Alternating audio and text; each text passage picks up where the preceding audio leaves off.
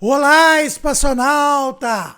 A China anunciou que está desenvolvendo um foguetão que, na melhor das hipóteses, vai rivalizar com o Starship da SpaceX em potência, tamanho e capacidade de carga.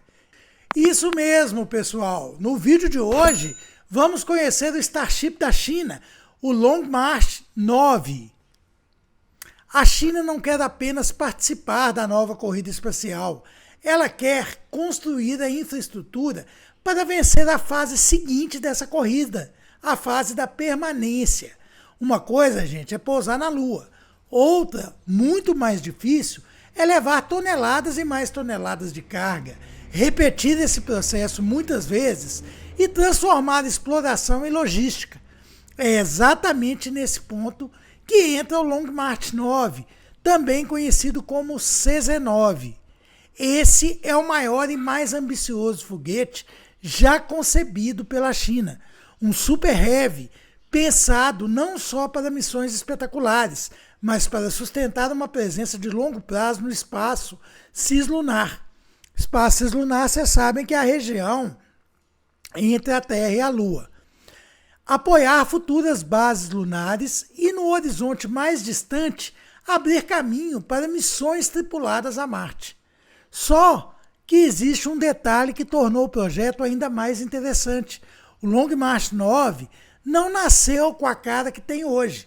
Ele começou como um foguete gigante tradicional e descartável, quase na linha do Saturno V e do SLS. Porém, nos últimos anos o projeto mudou radicalmente, passou a incorporar reutilização, motores a metano e um visual tão parecido com o Starship que muita gente começou a fazer a pergunta inevitável: a China está apenas copiando a SpaceX ou está seguindo a mesma física porque tem que resolver o mesmo problema? Hoje vamos entender como o Long March 9 evoluiu, quais são suas características técnicas mais importantes, porque ele é central para os planos lunares chineses, e até que ponto ele pode realmente se tornar um rival do Starship no futuro. O Long March 9, pessoal, é um daqueles projetos que contam por si só a história de uma mudança de era na indústria espacial. Quando começou ali a ser discutido com mais força, e isso aconteceu no início da década de 2010, o conceito seguia a lógica clássica dos superfoguetes do século XX. Um foguete enorme, com grande capacidade de carga, voltado principalmente para missões lunares e interplanetárias, mas ainda dentro da filosofia do uso descartável. Todas as peças eram usadas apenas uma vez.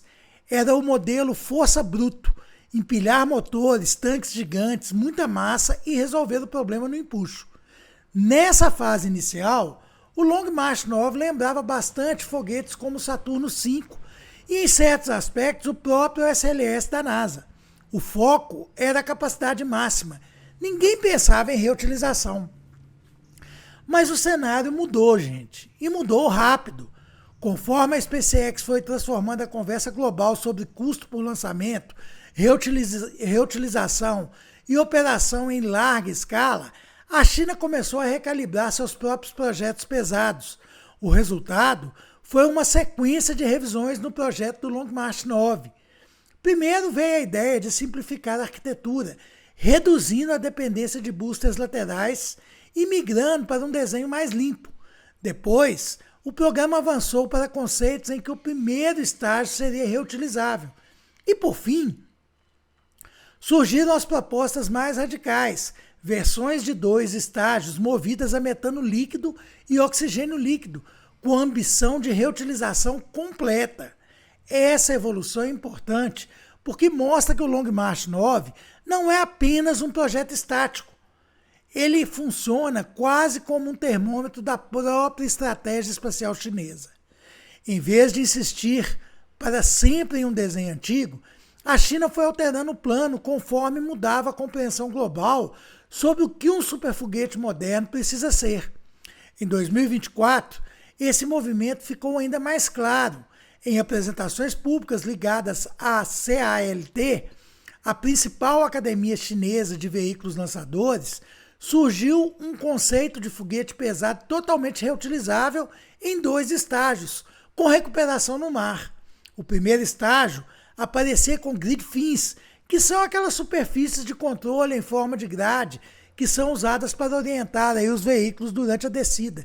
A gente conhece isso aí, tanto no booster do Super Heavy, como nos boosters lá do Falcon 9, né? E sendo capturado por um sistema de plataforma offshore. Já o estágio superior faria um pouso vertical. Ou seja, o Long March 9 deixou de parecer apenas uma resposta chinesa ao Saturno V ou ao SLS. Agora, ele parece claramente uma resposta chinesa à era Starship. Aqui está um ponto essencial para evitar confusão quando falamos em Long March 9. Não estamos falando necessariamente de um único foguete congelado em uma configuração definitiva. Aliás, vários foguetes da China passam por esse tipo de coisa. As informações públicas mais recentes indicam que a China trata o projeto como uma arquitetura pesada, com múltiplas configurações possíveis. As 3 linhas principais mencionadas publicamente são as seguintes. A primeira é uma versão de 3 estágios, associada ao papel mais clássico de lançador super pesado para missões lunares e de espaço profundo. É a configuração mais próxima da ideia tradicional de heavy lift, grande capacidade, estrutura robusta e foco em enviar grandes cargas para além da órbita baixa. A segunda é uma versão de 2 estágios, mais orientada para lançamentos pesados em órbita terrestre baixa, com capacidade projetada para a ordem de 150 toneladas para LEO, ou Low Earth Orbit, que é a órbita terrestre baixa. E a terceira, e talvez a mais ousada e a minha preferida também, é a versão de 2 estágios totalmente reutilizável. É lógico que é a sua preferida também, não é? Essa é a que mais chama atenção, porque incorpora explicitamente a lógica de operação de repetição, recuperação avançada e redução de custo a cada missão. Isso é importante porque evita um erro comum em muitos vídeos sobre o tema: misturar todos os números, motores e renders como se pertencessem ao mesmo foguete ao mesmo tempo.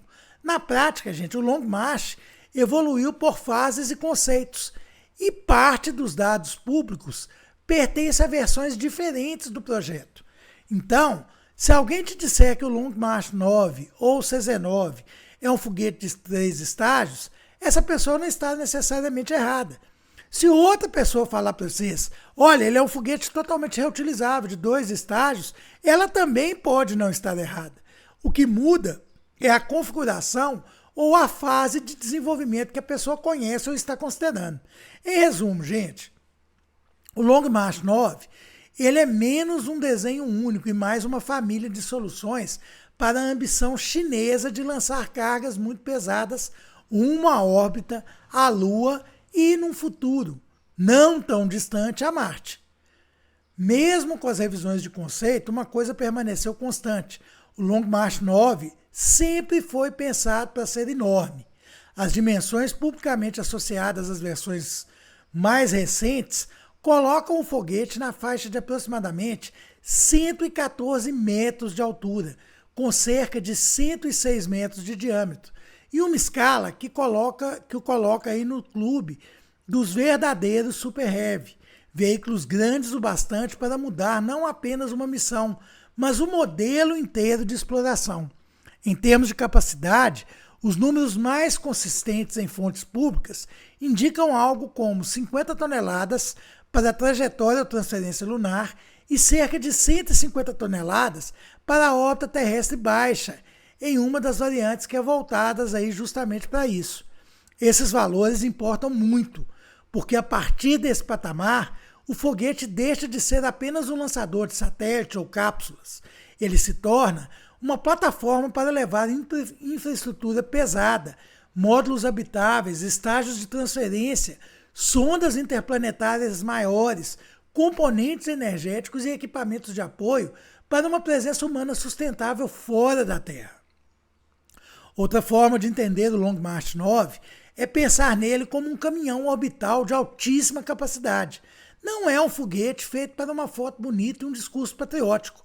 Ele é pensado para mover massa em grande escala. E em exploração espacial, pessoal, massa é poder, massa é margem de segurança, massa é capacidade de construir. As versões associadas ao projeto também aparecem com massa de decolagem na casa de 4.000 a 4.400 toneladas e empuxo total de quase 6.000 toneladas força. Isso ajuda a entender por que ele é colocado desde já no debate sobre os veículos que poderão definir a logística da próxima fase da corrida lunar. Pessoal, se o foguete é o corpo, os motores são o coração. E a evolução dos motores do Long March 9 revela exatamente como o programa mudou de filosofia. Nas versões mais antigas do projeto, o caminho passava por motores a querosene e oxigênio líquido para os estágios de maior empuxo. Um dos nomes mais citados nessa fase é o motor YF-130, um motor de altíssimo empuxo e desenvolvido para a lógica original do foguete pesado chinês.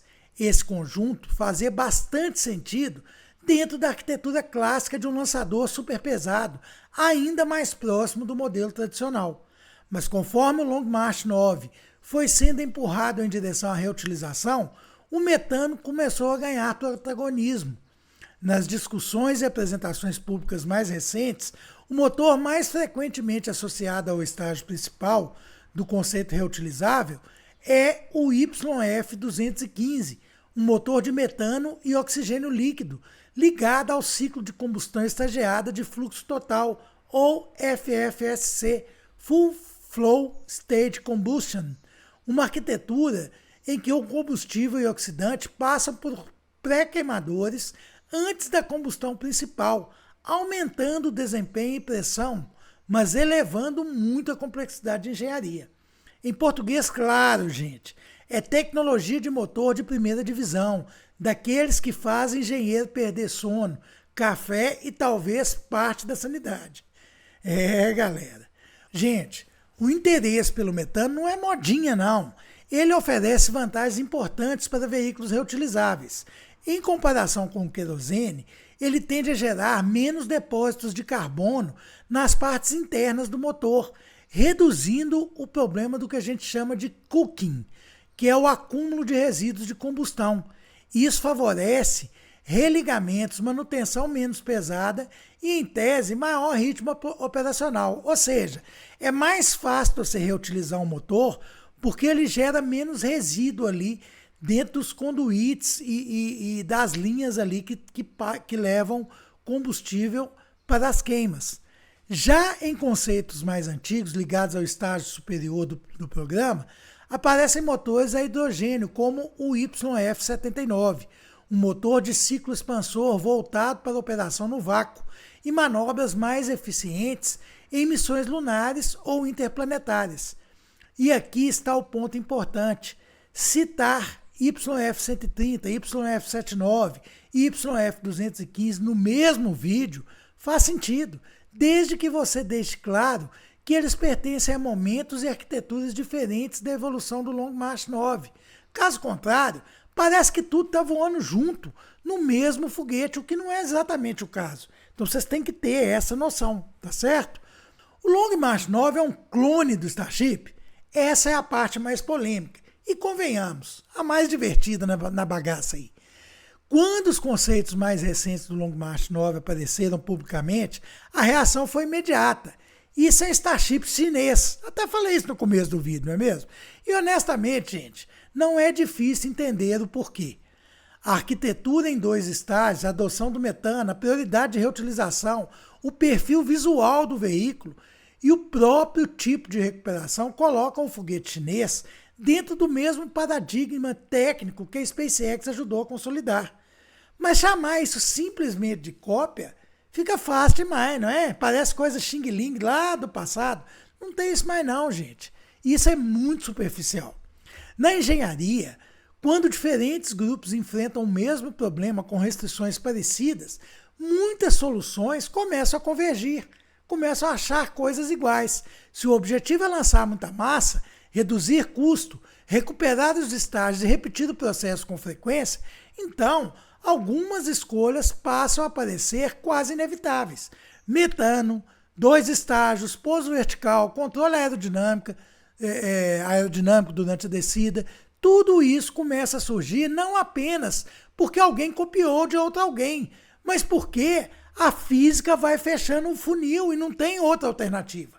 Claro, também seria ingênuo fingir que a China não observa atentamente tudo que a SpaceX está fazendo, né? Claro que observa. E vice-versa, viu, galera?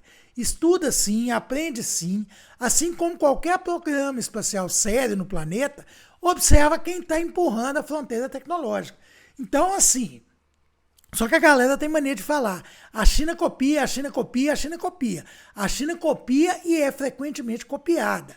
Então nós temos que mudar esse paradigma aí de que a China não cria e só copia, tá? Se você já tem uma solução pronta, para que você vai gastar uma grana imensa em desenvolver aquilo ali? Já está pronto, já está testado, a gente sabe que dá certo. Então, a questão de copiar de ambos os lados, ela existe e ela é saudável, tá certo, galera? A grande questão, portanto, não é se o Long March 9 se parece ou não com o Starship. Ele se parece. A questão real é outra. A China conseguirá transformar a semelhança conceitual em capacidade operacional real?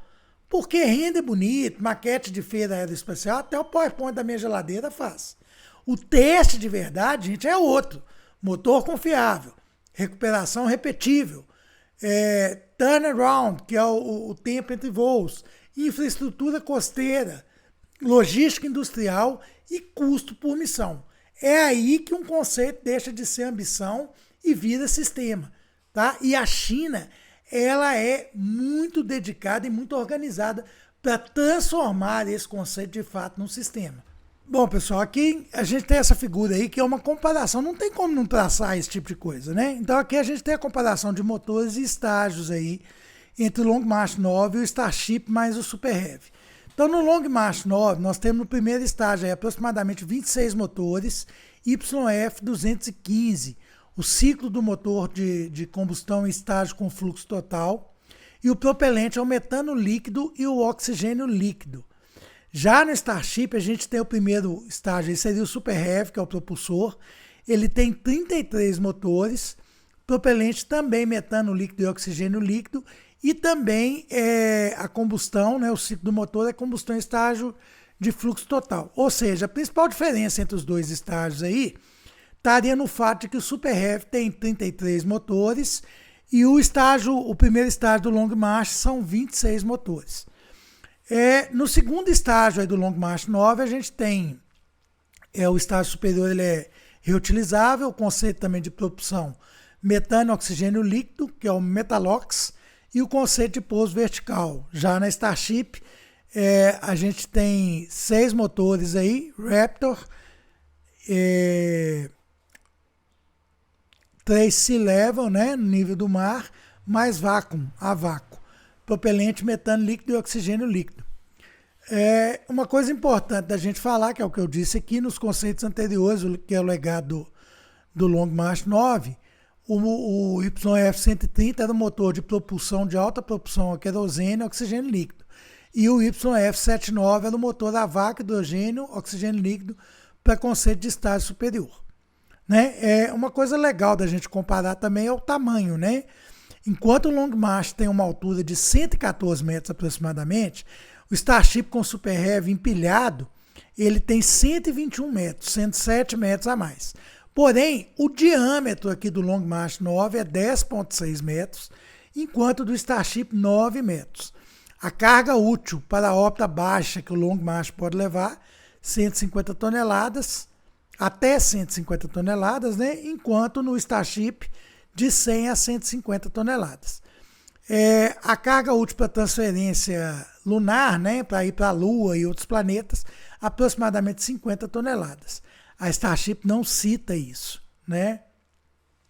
E a Starship também tem uma arquitetura de 2 estágios totalmente reutilizável, ok, galera? Bom, um dos detalhes aí que é muito, muito legal e que foi apresentado publicamente aí no ano de 2024 é a proposta de recuperação marítima ali para o Long March 9 reutilizável. Segundo as descrições divulgadas, o primeiro estágio não pousaria simplesmente em solo com as pernas como um Falcon 9. Em vez disso, ele usaria grid fins para controle durante a descida e seria capturado por uma estrutura em uma plataforma offshore, com trilhos ou braços móveis ajudando a estabilização. Né? Pode ser que também eles resolvam usar aquele sistema da balsa lá desenvolvido por Long March 10, que é um conceito muito bacana, com tipo ali uma cama de gato, onde as cordas se abrem e se fecham quando o veículo chega perto dele. Né? Já o segundo estágio seguiria outra lógica, que é o pouso vertical propulsivo. Essa diferença é interessante porque mostra que a China não parece querer apenas reproduzir um sistema já existente, e sim experimentar a sua própria solução operacional para um foguete muito grande. O uso do mar como área de recuperação amplia a flexibilidade geográfica, reduz riscos sobre áreas habitadas e se encaixa bem com a lógica de Wenchang, que já é um centro fortemente conectado ao transporte marítimo. Também existe um componente prático aqui. Quando o foguete cresce demais, tudo vira um problema de infraestrutura. Não basta pousar, é preciso acessar, estabilizar, transportar, reabastecer, inspecionar e preparar de novo. Recuperação não é só aterrissar, é fechar o ciclo operacional. E esse modelo chinês aí de recuperação offshore, realmente, se ele amadurecer de fato, ele poderá se tornar uma das características mais originais e incríveis desse programa todo. Por que o Long March importa tanto aí para a Lua? Por que ele é tão importante assim? Para entender, gente, a importância aí do Long March 9, você precisa separar duas etapas da ambição lunar chinesa. A primeira etapa é chegar, a segunda é permanecer. Na verdade, isso aí é característica também dos Estados Unidos, de todo mundo que está nessa corrida espacial, né? O Long March 10, ele está muito mais ligado aí à fase de chegada. Né? A gente já teve testes aí do Long March 10, inclusive com recuperação na balsa e tal. E ele está muito mais ligado à fase de mandar os taikonautas até a Lua. Especialmente no contexto do objetivo chinês, né? Que justamente é de levar taikonautas à superfície lunar até mais ou menos 2030. Ele é o foguete da missão inicial do perfil tripulado de demonstração da ida e volta. Já o Long March 9 pertence à fase de permanência. Ele entra na história como ferramenta para levar o que realmente sustenta uma presença duradoura, massa, estrutura, redundância e escala. É esse tipo de foguete que pode no futuro lançar habitats modernos, pressurizados, sistemas energéticos, infraestrutura de apoio à superfície e equipamentos de ISRU, In Situ Research Utilization, uso de recursos encontrados no próprio ambiente, como gelo e água lunar. E isso, gente, se conecta diretamente à ILRS, a Estação Internacional de Pesquisa Lunar, proposta liderada por China e Rússia. Independentemente de como essa iniciativa evolua geopoliticamente, ela exige uma coisa muito concreta: a capacidade de transporte pesado e repetido. A partir daí, o Long March 9 deixa de ser apenas um foguete impressionante e passa a ser uma peça estratégica. Sem um lançador dessa classe, qualquer ambição de base lunar permanente vira um castelo de render em 3D. Com ele, essa ambição começa a entrar no terreno da engenharia logística, vira uma coisa real. Em uma frase, o Long March 10 pode levar os primeiros humanos chineses à Lua. O Long March 9 pode ajudar a garantir que eles não sejam apenas visitantes por lá. Como todo superfoguete, gente, o Long March 9 também é apresentado como peça importante para o espaço profundo. Em fontes públicas chinesas, ele aparece associado não apenas à Lua, mas também a futuras missões de grande porte para Marte. E isso faz sentido. Um veículo com essa classe de capacidade permite lançar sondas maiores, módulos mais robustos, estágios de transferências mais massivos e, no longo prazo, arquiteturas de missão tripulada. É claro que missão tripulada chinesa a Marte ainda pertence mais ao campo estratégico e de longo prazo do que o cronograma imediato. Não é algo da próxima esquina, mas o ponto central é que, sem um veículo da categoria do Long March 9, esse tipo de ambição sequer entra no debate de maneira séria. Super Heavy não é luxo. Para missões tripuladas interplanetárias é pré-requisito. E de onde um monstro desse seria lançado? A resposta é lógica, né? Claro, Wenchang, na ilha de Hainan. Esse centro espacial já é crucial para os foguetes mais poderosos da China. Ele oferece vantagens importantes para uma arquitetura como a do Long March 9. A primeira é a geográfica, por estar em latitude mais baixa. O Wenchang permite aproveitar melhor a velocidade de rotação da Terra, o que ajuda no desempenho do lançamento. A segunda é a questão de logística. Um foguete com diâmetro acima de 10 metros não é algo que você coloca tranquilamente num caminhão e manda embora pela estrada. O transporte marítimo vira parte central aí da equação. E o Wenchang é ideal justamente por integrar porto, costa e infraestrutura espacial. A terceira é questão da segurança operacional. Lançar sobre o oceano reduz riscos em caso de descarte de estágios, abortamentos ou manobras de retorno. No caso do Long March 9, geografia, indústria e infraestrutura naval não são detalhes, são parte do foguete. Queria falar para vocês aqui que o pessoal gosta muito de colocar algumas imagens aí de um foguete sendo lançado lá na China, caindo sobre vilas e tal. E isso até pode ter acontecido em um primeiro momento ali da exploração espacial pela China, né? E o Oriente adora, o Ocidente, né? O Ocidente, que é nós do lado de cá, não eu, né? Mas o Ocidente adora divulgar esse vídeo e falar que os chineses não estão nem aí, que eles lançam de qualquer jeito, que eles lançam em cima do povo e tal. Não é verdade, tá, galera? A gente teve problema no começo aí, e a China sempre teve essa preocupação, tá? Tanto que construíram o espaço-porto aí de Wenchang, que hoje é o principal lançador de foguetes superpesados, tá certo? Então essa questão aí, o pessoal quer sempre descredibilizar a China, né? O Ocidente ele tem essa pecha aí de querer falar que a China é ruim, que tudo lá é ruim, que é atrasado. Esses dias o Derek Wong me mandou uma foto, e às vezes o pessoal do Ocidente divulga o cotidiano da China com aqueles celulares tijolão que a gente usava na década de 80. Gente, a China hoje, até onde eu enxergo e conheço, é o país que tem tecnologia avançada disponível para o público, é o maior país tecnologicamente dizendo, tá? Veículos autônomos, ônibus, caminhão, trem, nada tem motorista mais, tá? Os próprios veículos normais, a maioria deles é autônomo e pode ser, não precisa de serem dirigidos por motorista, né? Então, assim, a tecnologia, isso é só a pontinha do iceberg, tá? A tecnologia lá é enorme. Então, se você é daqueles lá que ainda fala de coisas como Xing Ling, que a China copia, que a China é atrasada, dá uma pesquisada, estuda, para você estar certo aí, para você não estar sendo enganado aí pela mídia ocidental que quer colocar a China como uma roça grande. E não é, tá? Bom, vamos voltar para o nosso foguetão aqui. O Long March 9 ainda não voou. E esse detalhe importa mais do que qualquer render impressionante. Aí é complicado. Entre um conceito ambicioso e um sistema operacional, existe um abismo feito de testes, atrasos, falhas, redesigns, motores temperamentais e uma quantidade obscena de problemas que só aparecem quando você tenta transformar a apresentação em hardware real. Mas mesmo com essa cautela, uma conclusão já é possível.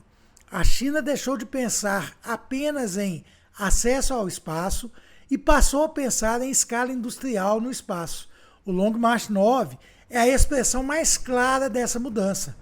Ele começou como um super foguete tradicional e evoluiu para uma arquitetura que tenta responder à pergunta que agora domina o setor: como mover grandes massas para além da Terra de forma cada vez mais reutilizável, frequente e economicamente viável? Se a China conseguir amadurecer os motores, validar os sistemas de recuperação e construir a infraestrutura operacional que um foguete desse porte exige, o Long March 9 poderá se tornar a espinha dorsal da presença chinesa na região entre a Lua e a Terra.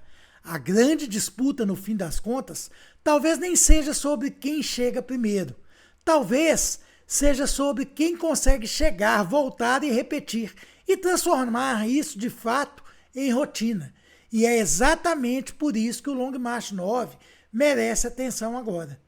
Na sua opinião, pessoal, fala para mim aí agora, o Long March 9 tem potencial real para desafiar o Starship no futuro? Ou a China ainda está vários anos atrás nessa corrida? Deixa a sua opinião aí nos comentários, tá certo? Eu quero saber. Incrível, não é, galera? Gente, falar para vocês o seguinte, essa historinha que a China copia, que não sei o quê, que é Xing Ling, isso não cola mais não. Tá? Vamos evoluir esse pensamento, tudo tem que evoluir, gente. A China é um oponente de peso na corrida espacial. Se os Estados Unidos bobear, ela vai engolir os Estados Unidos, tá? Já viu aquela historinha, quem chega primeiro bebe água limpa? Então a ideia da China é essa, tá? Ela não está preocupada exatamente em chegar, né? Isso aí no nosso vídeo deixa bem claro isso. Ela quer chegar e ficar. E aí, quem chegar e conseguir se estabelecer primeiro, obviamente vai pegar um local melhor, ou pelo menos vai poder escolher um local lá no Polo Sul Lunar, e é isso que a China quer fazer. Beleza, galera? Gente, você gosta de astronomia? Você já viu a Lua no telescópio? Você já observou um planeta, por exemplo, já viu Saturno? Cara, é incrível, né? E se você quer comprar o seu primeiro telescópio, ou você já tem o seu primeiro telescópio e quer comprar qualquer instrumento astronômico, é no nosso parceiro, a maior loja de astronomia do Brasil, a loja Photon Astro. Na Photon Astro, gente, só tem equipamento de qualidade. Lá não tem aquelas marcas ruins, equipamento com lente relé, lá não tem isso não, lá é só coisa de qualidade. Se estiver comprando lá, tá vendendo lá, é coisa boa, tá certo? Então é o seguinte, na Photon Astro tem binóculos, telescópios, oculares, filtros, adaptadores astronômicos, vários tipos de acessórios, câmeras astronômicas, tudo para astronomia. Na descrição desse vídeo eu estou deixando o link aí para a loja Photon Astro e também o link para quem quer comprar o seu primeiro telescópio. Eu estou deixando o link de 4 telescópios aí para você poder escolher, cada um para um tipo de orçamento, ok? A princípio, comprando com os links aí, você já estaria recebendo desconto, mas eu fico meio temeroso com isso. Então, na dúvida, use esse cupom que está aparecendo aí, o NERD50 tudo junto, que aí você sacramenta o desconto. A gente tem parceria com a Photon Astro para beneficiar vocês, né? Então, se tem a parceria, você tem que usufruir da parceria. Então, use o cupomzinho de desconto aí para garantir sacramentar esse desconto, ok? Outra coisa que eu queria falar para vocês, a gente criou um novo canal aí, eu e o Alfredo Moraes Lopes, lá de Portugal, que é nosso colaborador aqui. A gente criou um novo canal que é o NASA em Português Não Oficial. Qual que é a ideia desse canal? A gente vai colocar e tem colocado aí documentários e vídeos das principais agências espaciais, né, da NASA, da China, da ESA, da Coreia, de todas as agências, da Índia, de todas as agências aí que a gente acha vídeo atual e interessante. A gente está aos poucos traduzindo, o Alfredo está traduzindo e dublando para o português para vocês terem acesso, tá? A ideia desse canal é justamente tornar aí esse tipo de material acessível a quem não sabe falar inglês, a quem não entende o inglês, tá? E aí muita gente questionou comigo, Neto, mas no YouTube tem a tradução automática, né? A dublagem automática, mas ela não leva em consideração, pessoal, a questão científica, ela é muito literal e às vezes ela fala coisas meio absurdas, tá? Então o Alfredo tem essa preocupação mais técnica, de fazer uma tradução mais técnica para que fique de fato, para que você entenda o que o vídeo quer falar de verdade. Por isso que a gente resolveu fazer dessa forma aí, tá certo? Outra coisa que eu queria falar para vocês, olha que documentário incrível sobre o Long March 9, galera. Vai achar isso onde, gente? Vai achar isso onde? Procura aí, faz uma busca na internet aí e vê. Às vezes você pode achar mais 1, 2 vídeos sobre isso aí, mas é difícil, né? Então a gente tem que valorizar muito o trabalho de pesquisa que é feito aqui nesse canal. A gente não está aqui para brincar com informação, com ciência, tá? Eu sempre procuro trazer coisas, eu estudo muito para trazer, eu procuro trazer coisas reais, coisas verdadeiras, para que você entenda tudo que está rolando aí no espaço, tá certo? E não é por isso que eu ganho rios de dinheiro no YouTube, tá?